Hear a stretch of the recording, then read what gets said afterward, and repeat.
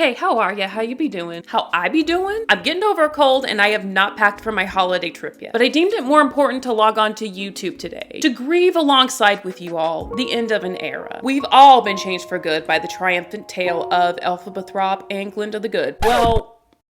Well, at least reminding us what it truly means to be good, only to start living up to her namesake by the end of part 2. But there is one thing that we will always have: the music made to carry us through lifelong chapters of turmoil, uncertainty, and melancholic yearning for times past. And if you've by off chance been watching me since last year, you know how much I made Wiccan my personality after seeing part 1. And I didn't want to make any type of reflective, review-ish video until after part 2 came out. So here we are today! Gotta calm down.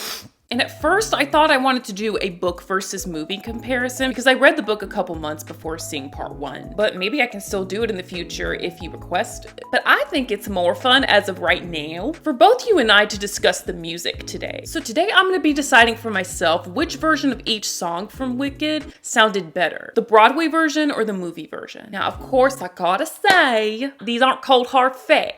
They're just my individual opinions about which version is better. I know that sounded a little bit unnecessary and an uptight disclaimer, but you never know how many crazies or ass talkers are watching. Okay, enough self-defense, let's jump into this shit. No one mourns the wicked. I think the movie version wins on this one because personally, it has more of a gutsy flair to it. And I just like more stripped down dramatic orchestra sounds in musicals in general. And that is exactly what a lot of the movie version tracks of Wicked provided. And with No One Mourns the Wicked, it just had a more show-stopping intro that made me enjoy it more than the OG. Now, I'm not even gonna bother comparing the two versions of Dear Old Shiz, cause Shiz sounds exactly the same, if we're being our utmost honest selves. Something we should all be. Next, The Wizard and I. I mean, Cynthia Erivo's version, it's still really well done, but the Broadway version was 100% better and can never compete with the film version. I just think that the instrumental in the movie version wasn't up to tempo with the pace of Cynthia Erivo's singing. It was still following along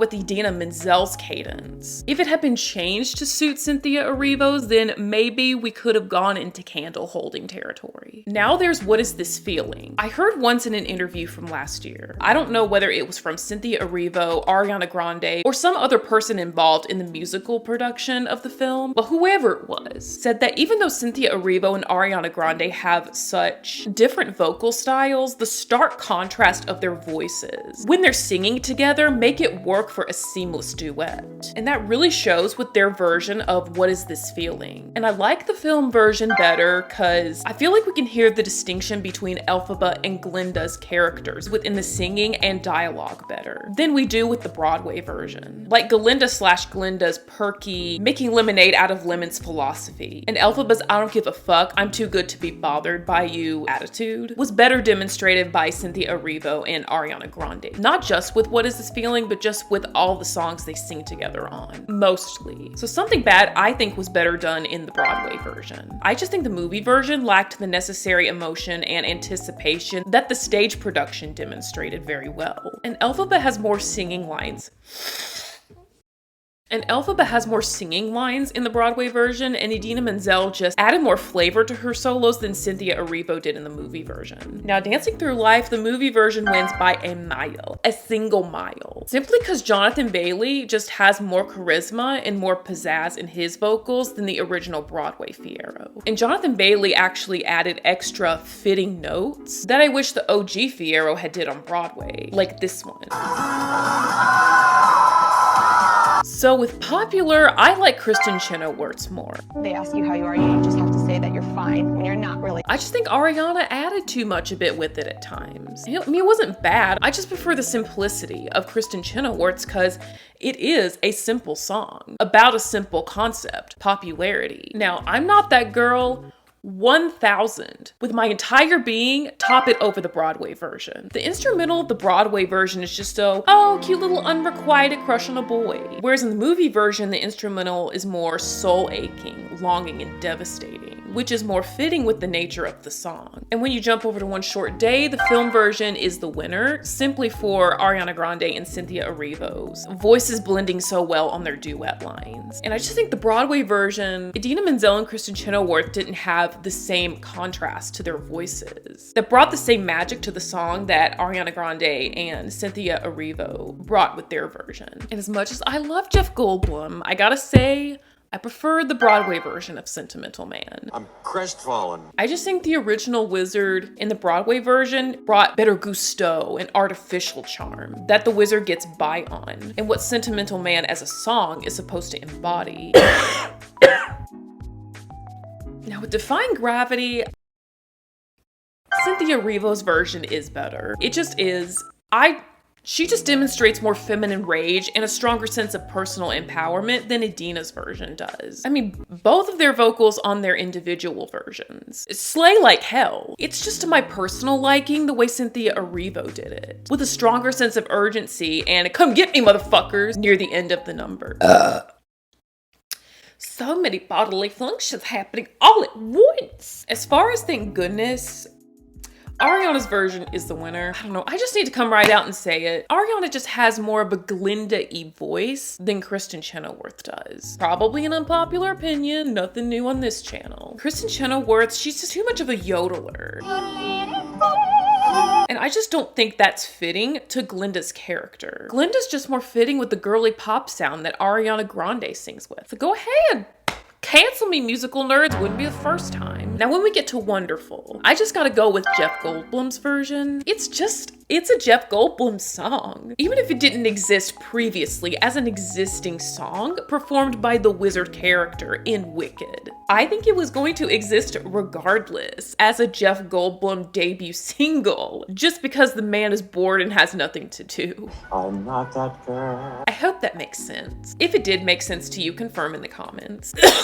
And again, Not That Girl reprise, Ariana Grande's version is the winner. There's more of a grieving tone behind her voice than there was in the Broadway version, which is appropriate for the song, even though I am and will always be Team Elphaba and Fiyero. I know what true love is between two people, and Fiyero and Glinda don't got it. Cope. Anyway, so in particular, I was really looking forward to the film's version of As Long As You're Mine, but I was let all the way down. My feelings on it echoes the sentiment that I have for the movie's version of The Wizard and I. The instrumental wasn't keeping up with Cynthia Erivo and Jonathan Bailey's vocal cadences, and it just wasn't flowing the way the OG Broadway version did. But I will say this, I did, however, get completely ruined with Cynthia Erivo's note on resistance. And it was a gorgeous addition to the song. But still, the Broadway version of As Long As You're Mine takes the cake. Now, No Good Deed, it was a very tricky one for me to decide on because I adore both Cynthia Erivo and Idina Menzel's versions. But I think I'm gonna have to go with Cynthia Erivo's, simply for the reason that I stated earlier about Defying Gravity. Cynthia Erivo just exuded more feminine rage, like someone who tried to altruistically give a voice to the underdog or voiceless, hit her boiling point after the last straw. And the instrumental of the movie version just has more of a dramatic force that matches with the emotions behind the lyrics. And same goes for March of the Witch Hunters, just more force behind it, more urgency, more vigor than the Broadway version. So the film version wins for that one. And lastly, For Good. Now this was the track that I was looking forward to the most out of all the tracks on Wicked. Let me just start by saying I was a mess in the theater. I was a big old rip-roaring baby mess. And I really regret not bringing tissues and had to wipe away my snot in tears like a fucking preschooler in public. Yeah, sure nobody could see me, but it was still a vulnerable moment. Bleeding hearts of the world unite. Anyway, that's not the point here. I think hearing and seeing For Good in the movie on the screen is a much different experience than just simply hearing Cynthia Erivo and Ariana Grande singing For Good. When I got home from seeing the movie, I listened to its version of For Good again, and I I wasn't pulled in the same way that I was when I was seeing both Cynthia Erivo and Ariana Grande's acting and singing on the song. And you know, it's probably just because both Ariana Grande and Cynthia Erivo were probably emotional while recording the song, and it's difficult to sing through tears. And again, Cynthia Erivo added an extra note on the "you blame me for" line. That ruined me and was a beautiful addition to the track. But all in all, the Broadway version of For Good is the winner here. Now, I know they're not in the OG Broadway soundtrack, but I just want to talk about the two new added tracks to the movie, No Place Like Home and Girl in the Bubble. First of all, wonderful new tracks, and the fact that they were written and composed by Stephen Schwartz, the man himself, the writer and composer of the original Wicked, makes them more valuable. In No Place Like Home, you can hear the inspiration behind Home from The Wiz version of Over the Rainbow. In the lyrics and instrumental when it starts to pick up speed. It reminded me a lot of Cynthia singing Home at the Oscars this past year. And in the scene where Elphaba is singing to all the animals, it's giving gothic Snow White. No, I take that back.